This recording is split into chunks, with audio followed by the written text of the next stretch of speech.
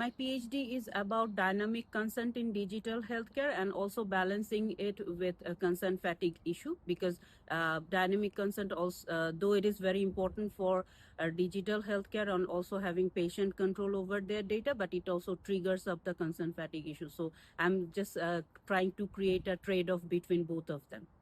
Okay, so the first of all, we have to know what is dynamic consent and why it is important. And another term I have already used, that is consent fatigue.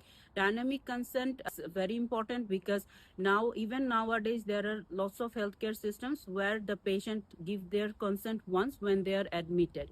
But the same healthcare data is used among different doctors, nurses, researchers, and different platforms as well, so that patient is fully unaware that where their data has been used and who is accessing their data and why the data has been accessed.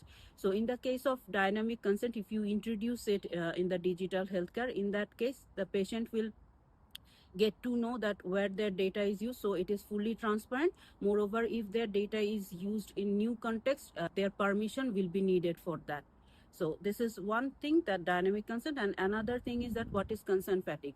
So at the same time, if you are asking too much consent related questions, or too much notification comes in the end of the patient can get overwhelmed. That can trigger them to get disengaged with the consent system, which reduce the effectiveness of the consent system in digital healthcare. So this also need to be addressed in a proper way.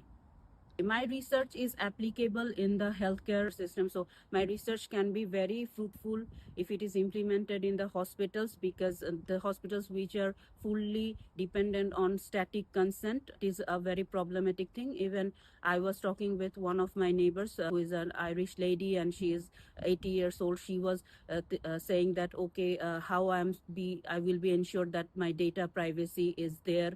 I will get to know who is accessing my data. So the concept I am working on, and the framework and the model I have proposed here, there is full transparency. So no one can get access to the data until the patient is agreeing with it. So there is full transparency, there is privacy, and there is security of the data. So definitely, even in the case as healthcare is one of the primary needs of any person in the world, so definitely my work has a huge impact in the digital healthcare system.